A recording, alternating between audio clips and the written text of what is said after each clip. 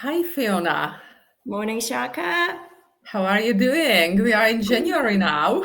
I know, the month where everybody gets germs. Yes, I think people were getting them from December, but let's I just know.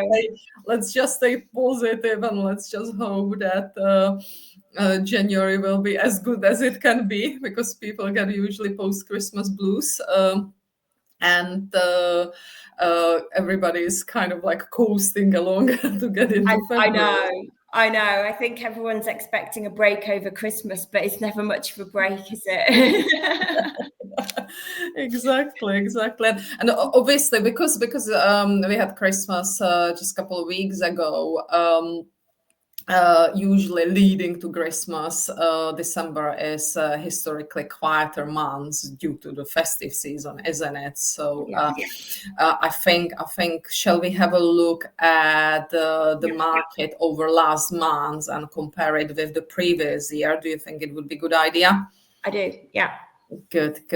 I looked at some statistics, and there were in December 1,169 properties available in the areas that we cover, which was a higher number than in December 2023. In December 2023, it was 1,012, and there were 183 new instructions coming to the market, which is overall 32% more than previous year, which is really good because previous year it was only 125. So it shows that even though that December was quieter market, and generally towards the end of last year it was quieter, there was more stock on the market, meaning that the buyers have got bigger selection. So pretty much from that perspective, it's good to see a little bit more properties available to choose from. We obviously know the constraints that the market has got. So I just wanted to know from your side where we are in terms of the mortgages, because I heard that mortgage rates are projected to decrease. Is that correct? What would you say?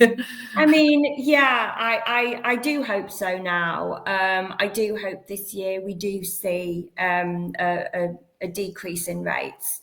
It's got progressively better over the last year, that's for sure. But I think I'd like to think there's still some room there for them to decrease a little bit more by the end of this year. So we'll have to see what happens there. I've always said on this podcast, I feel like lenders want to lend. You know, they are trying to improve their criteria. They're trying to make it easier to place business. They're getting a lot better at the complex things because since COVID, people have multiple income streams. You know, their work life is different. Childcare is different. You know, there's so many changes, and I think lenders are wanting to lend money. So fingers crossed, it'll be a positive year. I think what each year it seems to be getting better. So Yeah. hopefully this year will be better. Yeah. I hope so. In fact, actually, we started January really well. So I hope that it will continue that way. In fact, I read somewhere that the mortgage interest rates should potentially, towards the end of 25, fall to 4%. So let's just see what happens. But I agree with you. If lenders don't lend, then nothing is happening, is it? So the market needs to get stimulated. We had a little bit rough ride last year with all the changes, obviously change in government, the budget. So the prognosis for improvement maybe a little bit slower, but the improvement may be a little bit slower. But like with anything, the UK market is the market that will be always moving, because there is never enough property, there is never enough land. So we would be hoping that that the market will pick up. We've got obviously the upcoming increase in stamp duty rates from April 1st. That's basically affecting first-time buyers. It would be expected that everybody will want to complete on the transactions before 1st of April. And in fact, we just agreed sell on something where on a property where the buyer wants to complete by the end of March, not because of them, but because of their buyer. So it's hopefully this will stimulate the market in the first quarter. But generally, in terms of obviously mortgages, because you are always a little bit ahead of us, of me, where are we with the activities with activity on the mortgages? Yeah, I mean, I felt that last year was strong. The last 3 months of last year, we really felt that the market was strong, and it was, setting us up for sort of a good start for next year. And that has now carried on into January. That with the strong figures, we're getting lots of inquiries. People who we've spoken to a while ago, who kind of got busy with other things, have now come back and said, sorry, have not spoken to you for a little while, but we're ready now. We're going to start looking. I think people have a break over Christmas, have time to have a chat with each other, and sort of then decide what their next steps will be. So yeah, good, strong end to last year, and that seems to now be spilling over into 2025, which is good.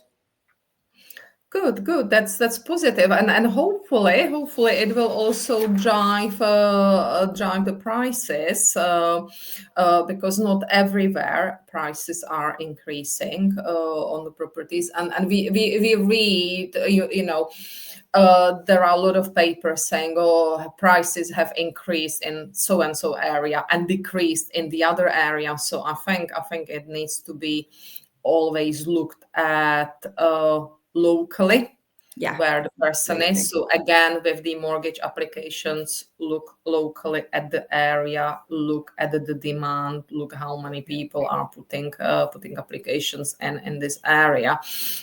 For example, recently, I'm a big fan of Cherwell area, which is pretty much North Oxfordshire, around Banbury, goes to Bicester, Kidlington, and we covered that patch from Banbury towards Chipping, Norton, Morton, and Marstow, the Wall, Chipston. So Cherwell falls into one of our areas. And for example, I just recently read, according to Oxford Mail, that Cherwell property market has seen the house price increase by 8.4% last year, adding average £28,300 to the property, which is really positive.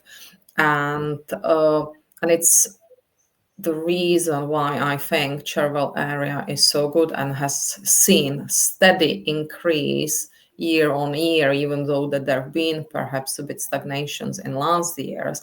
But it's such an area where people are moving and have been moving. That boom has been seen because of the shift in post-pandemic preferences, where people want a little bit bigger homes and outdoor spaces. There's a lot of people work from home, so they need extra spare bedroom as an office, and that area has got also a strong connectivity to Oxford, London, and Birmingham, which is another reason why Cherwell prices are steady and are growing. And then you've got all the villages around the villages that I absolutely love, that are basically falling into OX15 postcode, coming to Chipping Norton, OX7 and CV36 around Chipston. And that's still within that commutable belt where you can take train from Banbury going to those cities that I just mentioned, Oxford, Birmingham, London.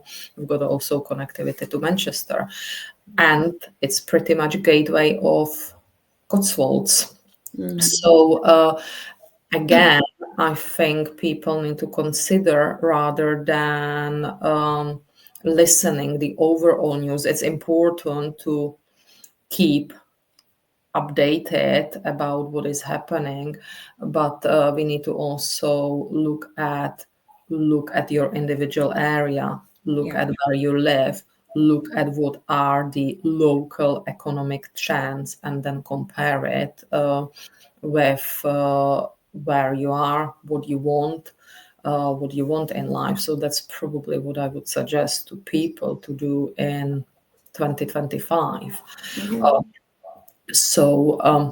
Yeah, that's pretty much. Do you think that there is something that I should have added that you would want to add to this? No, I completely agree with what you're saying. It's checking out the local area. You can't compare, Leeds with London. It's they're two completely different markets. So it's checking out the statistics in your local area. And even when you're looking at, I suppose, when you're buying a property, what do you want to pay for it? You need to look in your local area to see what properties have sold for, I suppose, as opposed to looking anywhere else. That gives you the right indication. Yeah, and this is the biggest problem, isn't it? Just because the big papers or big TV channels announce, there is decrease in pricing, or properties are falling down, property prices are falling down. All of a sudden, everybody says, I'm not going to do anything right now, which is absolutely wrong. People just need to look at their area and what is happening in their area. Absolutely. Well, talking about news, we've got some updates for landlords as well, don't we? And that's selective licensing. There is always something going on, isn't it? I know. We don't have enough red tape and enough legislation. What do you make out of the selective licensing that was published as a part of English devotion white paper on December 16, just as before Christmas, as a Christmas present? What do you make out of it? I mean, my understanding is that one of the main reasons it's coming into play is because of poor conditions of rental properties. And that's not every rental property, but I know that there are issues with some, and they are below standard. And I think if that's going to be monitored, I think having a license isn't a bad thing. But my concern is there's going to be a cost to get a license. So on one side, that's another cost for a landlord. And will that then be passed on to the tenants as well? That's always an issue. Rental prices are high, I think, really. And to have more costs now, especially now with interest rate rises, obviously, if landlords have mortgages, they need to factor that in, when they're speaking to their tenants about rent increases. And now there's going to be a license as well that in some areas, which means that could also be factored in and passed on to the tenants. So I understand why it's being discussed, but my concern is, will it be monitored? Is it going to improve things? it's all right having a license, but will that be monitored? And also the cost of it, you know, that will probably end up being something the tenants will be paying for somehow, one way or another, when rents are already quite high. Exactly. And I absolutely understand and I absolutely agree that the quality of rental housing needs to be improved and needs to continue being improved. It's really, really important. I feel that sometimes the government, instead of addressing the issues with the local landlords, they basically create yet another legislation that affects also those good landlords. Yeah. And the majority of the landlords are good. Mm-hmm. Majority of the landlords want to provide good accommodation for their tenants.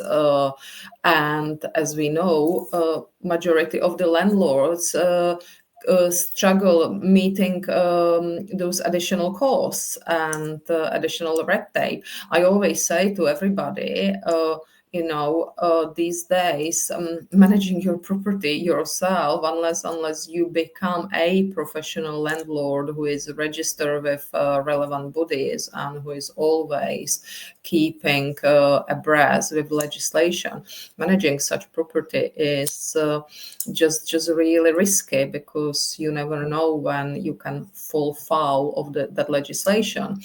And with things like selective licensing, there is yet another regulation where the councils can just create licensing without going to Secretary of State. And as you said, there is cost involved. You are absolutely right of what you are saying.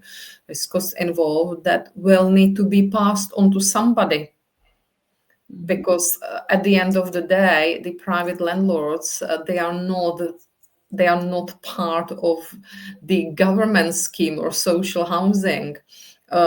In order for the private landlord to provide accommodation, they need to make money on it. They cannot just subsidize it from their own pockets. So it will be quite interesting to watch what various councils are going to be doing, and we'll just shall monitor it closely.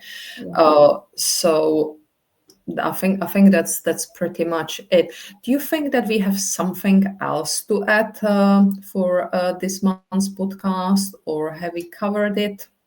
No, I think that pretty much covers it. I mean, it's always interesting to go through the figures to see where we're at. I think that's probably the latest thing that's being discussed at the moment, isn't it, in terms of licensing. So it'll be interesting to see what happens there.